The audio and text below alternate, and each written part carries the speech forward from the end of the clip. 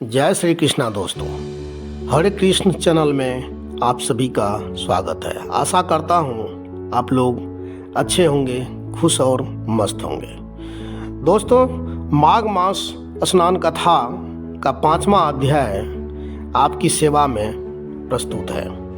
पिछले अध्याय में आपने सुना कि दत्तात्रेय जी कहते हैं कि जैसे मेघों से मुक्त होकर चंद्रमा प्रकाश करता है, वैसे ही श्रेष्ठ मनुष्य माघ मास में स्नान करके प्रकाशमान होते हैं। काया वाचा मनसा से किए हुए छोटे या बड़े, नए या पुराने सभी पाप नष्ट हो जाते हैं। आलस्य में बिना जाने जो पाप किए हों वह भी नाश को प्राप्त हो जाता है। अब आगे दत्तात्रेय जी कहते हैं कि हे राजन, एक प्राचीन इतिहास कहता हूँ।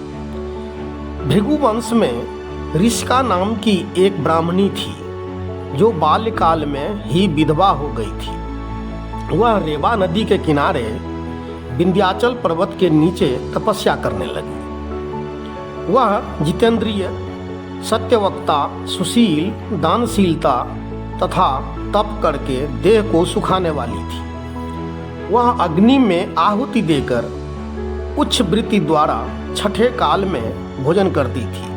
वह वत्कल धारण करती थी और संतोष से अपना जीवन व्यतीत करती थी। उसने रेवा और कपिल नदी के संगम में 60 वर्ष तक माघ स्नान किया और फिर वहीं पर मृत्यु को प्राप्त हो गई। माघ स्नान के फल से दिव्य 4000 वर्ष तक विष्णु लोक में वास करके सुंद और उपसुंद दैत्यों का नाश करने के लिए ब्रह्मा द्वारा तिलोत्तमा नाम की अप्सरा के रूप में ब्रह्मलोक में उत्पन्न हुई। वह अत्यंत रूपवती, गान विद्या में अति प्रवीण तथा मुकुट कुंडल से शोभायमान थी। उसका रूप, यौवन और सौंदर्य देखकर ब्रह्मा भी चकित हो गए। वह तिलोत्तमा रेवा नदी के पवित्र जल में स्नान करके वन में बैठी थी। तब सुंद व उपसुंद के सैनिकों ने चंद्रमा के समान उस रूपवती को देखकर अपने राजा सुंद और उपसुंद से उसके रूप की शोभा का वर्णन किया और कहने लगे कि कामदेव को लज्जित करने वाली ऐसी परम सुंदरी स्त्री हमने कभी नहीं देखी।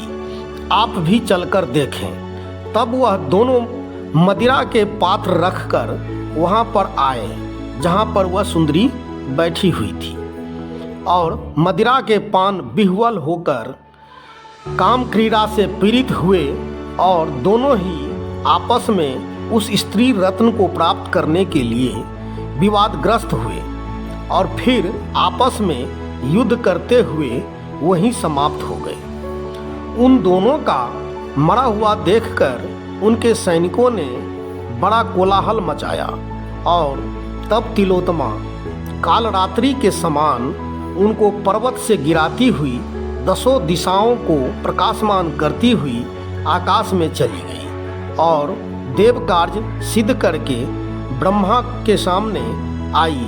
तो ब्रह्मा जी ने प्रसन्नता से कहा कि हे चंद्रवती, मैंने तुमको सूर्य के रथ पर स्थान दिया।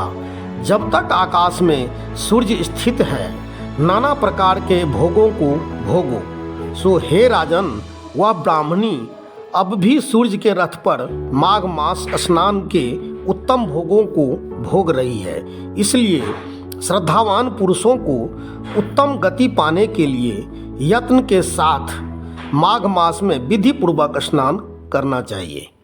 दोस्तों, जानकारी कैसी लगी कमेंट कीजिएगा। अगर अच्छा लगे तो लाइक, शेयर और सब्सक्राइब जरूर कीजिएगा। साथ में जय श्री कृष्णा लिख करके अपनी उपस्थिति दर्ज कराइए। जय श्री कृष्णा।